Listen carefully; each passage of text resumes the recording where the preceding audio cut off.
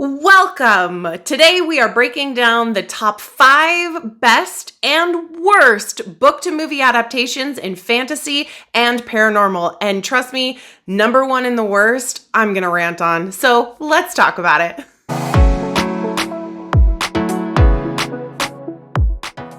Before we jump into this episode, if you love paranormal romance and fantasy and you're a general book nerd, go ahead and give this video a like and go ahead and subscribe to this channel so you don't ever miss an update for us to talk about nerdy things together.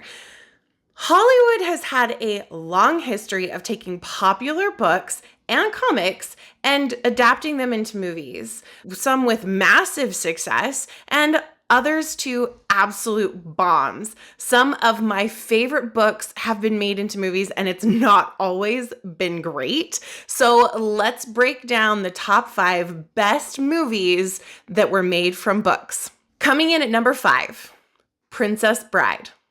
It would take a miracle. Goodbye! It's a story of love, a tale of adventure. It's as real as the feelings you feel. No kissing again. Someday you may not mind so much. The Princess Bride. Princess Bride was written by William Goldman. The first indication that this was going to be a good adaptation is the fact that the author is also the person who adapted it for screen, and he had an incredible amount of creative control over the script itself.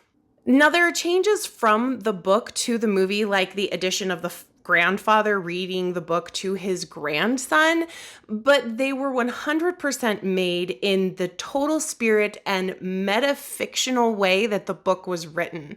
It made it more alive for the viewer, but it also fed into the silly quirkiness of the book itself. Unfortunately, the movie itself was not a great box office hit when it was released in theaters. It was fairly moderate in its success, but it found its real home with VHS tape. When VHS was released, the movie took on a life of its own and became an instant classic, being lauded one of the best movies of the 1980s.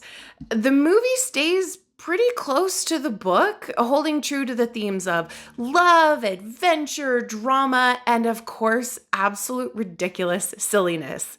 The book has had multiple editions created, so if you've watched the movie and never read the book, you are in for a really great treat. Number 4 is Hunger Games by Suzanne Collins. I volunteer as tribute. Our tributes, Peter Malark and Katniss Everdeen. They just want a good show. That's all they want. There's 24 of us, Gail. Only one comes out.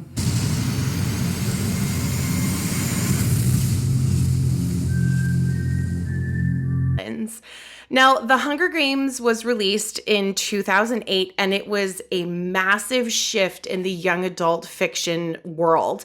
Everything previous to that had kind of been Twilight and paranormal obsessed, and Hunger Games hit the scene and completely changed it to dystopian, absolutely everything.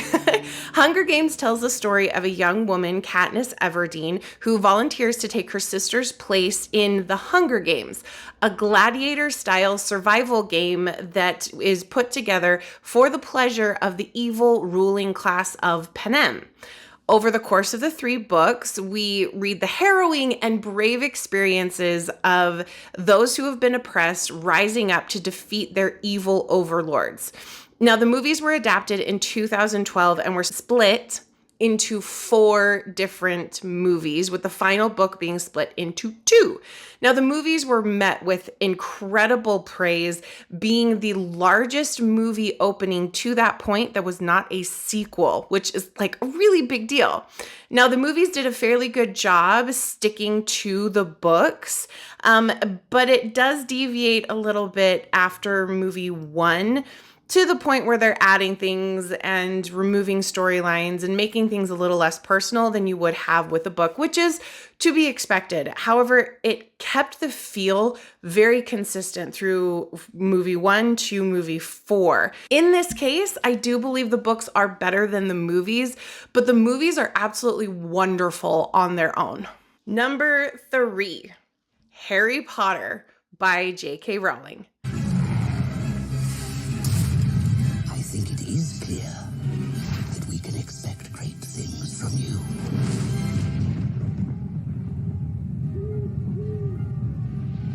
I know I may get some pushback on this one, but this film series as a whole did a marvelous job in creating the wizarding world and throwing viewers into the magical and mystical world of Harry Potter.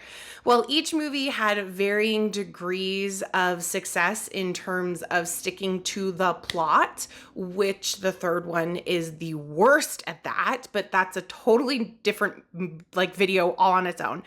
The movies in general stayed fairly true to the books. Now, there are some issues, like aging up the characters the adult characters by about 20 years, which is very frustrating.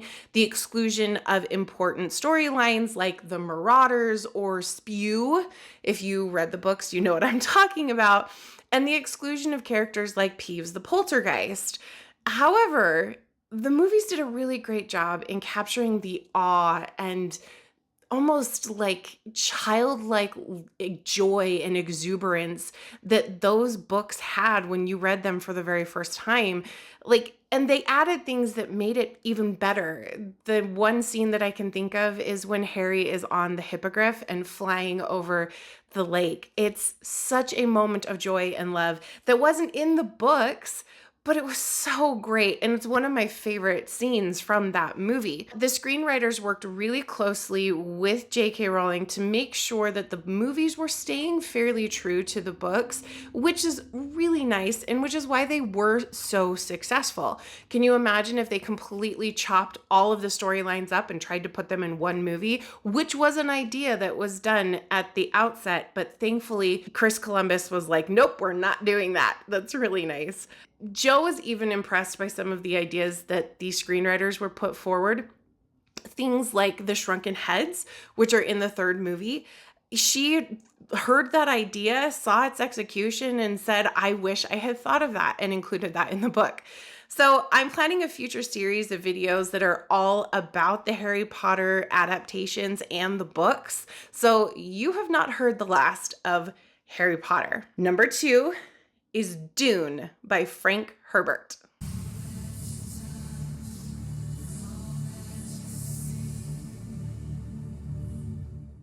Now, I'm going to be honest, I haven't read the Dune series, but critiques of the movie from mega fans of the books and even Frank Herbert's own son, they have all said that this was incredibly close to and faithful to the original source material. Now, Dune was published in 1965 to public and critical success, winning a Hugo and Nebula Award in 1965. Now, for those who don't know books and book awards, this was a really big deal at the time. Dennis, and I don't know how to say his last name, Villeneuve, I think he's French, Villeneuve, wrote and directed the 2021 adaptation and the subsequent sequels, but he relied heavily on the original book, not really looking at all at any of the adaptations that had been made previously. Now, he did do some things to change the plot, like he expanded the role of Jessica, Paul's mother, because he really wanted to show the feminine power of a woman in her feminine, matronly place, protecting her son and trying to pave a way for her son in the future. He also created the sign language that the two of them use to communicate with each other to further solidify their bond. And that was a really, really good addition to the story, in my opinion. Now, he did modify the plot in other ways, but he worked really hard to stick to the atmosphere and the poetry that was originally in the Frank Herbert novel. At the release of Dune Part 2, Herbert's son said, "It's gratifying to see my father's story told with such great care. I loved it. I felt like the music and the sweeping storyline was overwhelming in the theater, and it's 100% a movie that is going to live in my collection for decades." And rounding this top 5 out with the number 1 spot is The Lord of the Rings by JRR Tolkien.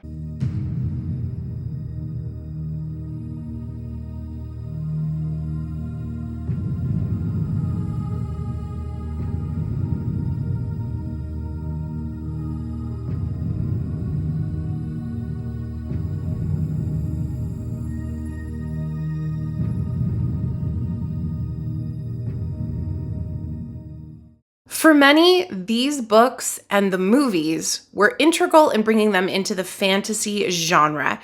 I can pretty much say an entire generation of youth, my age when the movies came out in 2001, were impacted incredibly by these movies. It was all we talked about. It was all anybody wanted. And I even went to midnight releases for Two Towers and Return of the King, as well as midnight releases for the extended editions of all of the movies. Now, the epic storyline and the majestic world of Middle-earth lit a fire in so many people. Now, there are critics that say that it was a hack job, that they hated what Peter Jackson did to the story. And there were changes, like the romance between Arwen and Eragon. That's not something that happens in the book. It's hinted to in the Silmarillion, but it's not ever anything that's really explicitly talked about in the book. However, this edition raised the stakes for Aragorn and pushed events that were happening in the background that the readers weren't seeing, but in the movie, the viewers were able to see these sequence of events happening because of that relationship. Other changes like the Shire at the beginning, Frodo spends a lot more time in the Shire than what is shown in the movie.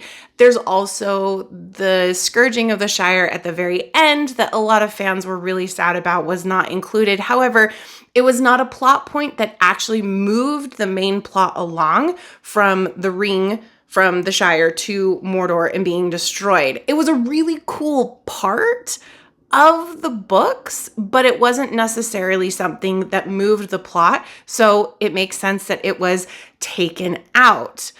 However, this movie series was done so well, executed to perfection, in my opinion, that stayed true to the vision that Tolkien had of The Lord of the Rings. The examples of loyalty, friendship, love, both romantic and fraternal, which was really important to Tolkien, was that fraternal love. The movie absolutely smashed those themes and made them so beautiful that 20 plus years later, this movie stands on its own. These 3 movies, this movie series is going to last for another 50 plus years because it was such a well-crafted story and stayed so true to the original source material. These movies are ones that I will 100% be watching into my twilight years. But now let's get to the spicy ones. Here are the top 5 worst book-to-movie adaptations, in my opinion. Coming in at number 5, The Hobbit by JRR Tolkien. After such an incredible success of Lord of the Rings, you'd think that The Hobbit would be a total shoo-in to be an immediate hit. But where the changes in Lord of the Rings enhanced the story and balanced it out, The Hobbit was a 100% bastardization and rip apart to its ultimate detriment. Entire storylines that were not in The Hobbit or any other writings were added in, such as the Pale Orc and the vendetta against Thorin. And just so that everybody knows and is clear, Peter Jackson is not the reason that this happened.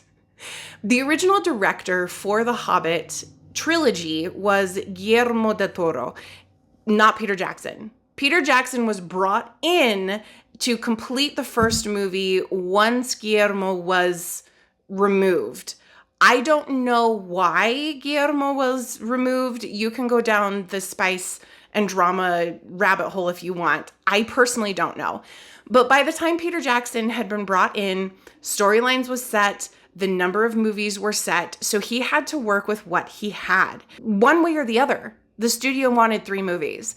Most of movie 2 and movie 3 are injected storylines that aren't in the original material just to lengthen out the movies themselves. And it's so frustrating because honestly, how do you turn a 320-page book into 3 movies? So do yourself a favor, just go read the books. You don't need to watch the movies. Coming in at number 4, Eragon by Christopher Palioni.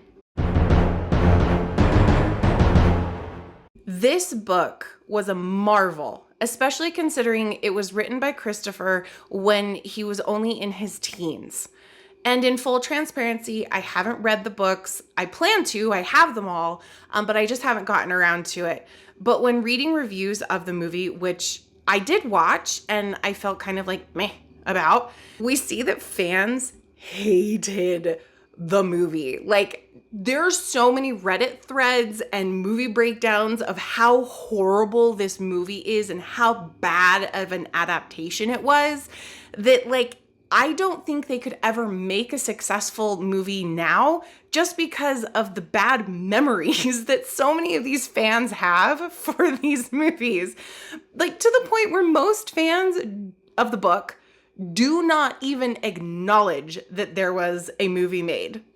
Like, that's really, really bad. So go read the books. Maybe we'll do a read along because I need to read them still too. But just do yourself a favor. Don't watch the movie. Just don't. Coming in at number 3 of the top 5 worst book to movie adaptations is Vampire Academy by Richelle Mead. This book has such a cult-like following that if the filmmakers just followed the plot and stayed true to what happens in the books, they would have had a perfect money-making hit. But did they? Do they ever? Did they even try? No. This book isn't the best written thing in the world. Look, I know. But Rose, the main character, is a smart, snarky, powerful girl who has major mommy issues and is covering up a really deeply wounded heart. But what did we get in the movie? We got a snarky little biatch that nobody really wanted to be friends with. They completely messed up almost all of the backstories of every main character, removing major plot points and writing horrible dialogue for the characters. There's these long speeches and like diatribes that are given that A, don't make any sense, and B, seem totally out of place for what's happening in the scene and are super, super cheesy. The director seems to have been wanting to make a teen movie, which, if you remember those from the early 2000s, this totally fit into that same theme. So they didn't take it seriously. They took nothing seriously.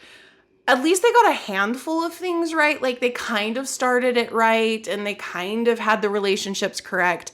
Not like the TV show adaptation, which we'll talk about at a later date, but that thing is absolute.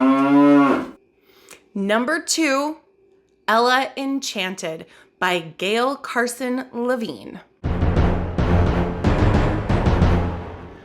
So this book is a twist on a fairy tale dealing with themes like love, family, fate, gifts versus curses, and what does it mean to have control over our own future. But what was the movie? A fairly bad romantic comedy that downplayed every single serious issue that the book handles so delicately and so beautifully. They took the Cinderella trope that ran through the story and made it so stupid. They made it like a clown car almost. Like, everything that they were doing was twisting and turning everything to make it somehow funny, but it wasn't funny because if you knew the original source material, it just made you mad. Like, and they threw in a musical number, which I love Queen. Queen is good pretty much everywhere, but not in this movie. Like, no. And they turned the villain into a complete and utter joke because in the book, The villain isn't really anyone else. I mean, it is. It's the stepmother and it's the cousin or uncle, the uncle of the prince. But in the book, the real villain is herself, because she has this curse gift given to her as a child that she had to obey everything and everyone around her. So if anyone told her to do something, she had to obey it. But the ultimate story, like the theme of the story, was that she did have control, even if the curse was playing on her and making her do things. When it mattered the most, when it was so important to her personally, she was able to break that curse gift so that she didn't damage the person she loved. And in the movie, it kind of happens and whatever, but in the book, it's such an intense thing where you get to see her personality, where she would be defiant at different times and make different things happen that were still within the boundary of the curse that she was under. But in the movie, we just got cheap comedy, and like, really? And the book was so good. It was one of the first modern fairy tales that I had ever read, and it was incredible. It has a very sweet, sacred spot in my heart. So go read the book, because the book is absolutely phenomenal and does such a good job of taking really deep and serious topics and bringing them down to a level that like a mid-grade young YA 100% understands and is able to kind of work through. So there you go. Our number one, our top worst book to movie adaptation is going to be a rant. So hold on to your butts. The number one worst book to movie adaptation of all time is Blood and Chocolate by Annette Klaus. Okay, I've got to take a deep breath on this one. I might have to film this multiple times because this was my favorite book. This was my favorite book through almost all of my teen years. And it was one of the first books that I ever purchased for myself with my own money. So when I saw that it was being made into a movie, I was really excited. And then I watched the trailer and I was less excited. And then I saw the movie. It's horrible. It's horrible. It is the worst book to movie adaptation I have seen in my entire life. Now, you may have an opinion of one that is your number one worst, but like unequivocally, for me, there is nothing that touches how bad this adaptation was. Let me give you a few examples as to why this book to movie adaptation was so bad. Okay. Book setting, small town America. Movie setting, Bucharest. Book Vivian, the main character. She's 16. She's in high school. She's the daughter of the former Pack Alpha who had recently died because he was saving people who were trapped in a house that was on fire. This has happened recently. Like, the whole pack has to move.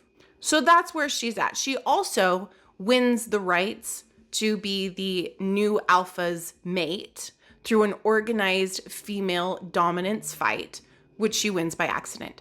She's quiet, shy. She worries about everyone else's welfare above her own to an absolute fault. She cares so much more about other people. She is willing to unalive herself to make sure that they are all safe. Movie Vivian. She is 19. She lives with her aunt who owns a chocolate store in Bucharest, who is also sleeping with the current Pack Alpha. Vivian is disgusted with her pack and hates everyone that she has to associate with, seeing her own desires as more important than literally everyone else's. She is willing to put other people at risk because of what she wants and what she desires. Book Gabriel, who is the pack alpha. He is an incredibly dominant wolf and man and has taken over the role as pack alpha in action, if not in title, at the opening of the book. He is working to find everyone a new home in their city. He is making sure everyone is finding jobs. He doesn't have a place for himself to live or sleep, so he's just couch surfing until he makes sure that everyone is taken care of. He is a bit domineering, but his heart is always in the right place. He eventually wins the title of Pack Alpha through an organized dominance fight. Movie Gabriel. He is the pack alpha of the Bucharest pack, who has a arbitrary rule that he gets to change his mate every 7 years. He believes that Vivian is going to be the prophesied newcomer who will change the pack for the better, but he is a lecherous, horny man. There is nothing good or redeeming about this character in the movie. Okay, Book Aiden. He's the male secondary romantic character, sort of. Anyway, Book Aiden, he is a sweet 16-year-old angsty little writer with a heart of gold. He's a fairly standard emo kid, misunderstood teenager that is deeply, deeply attracted to Vivian.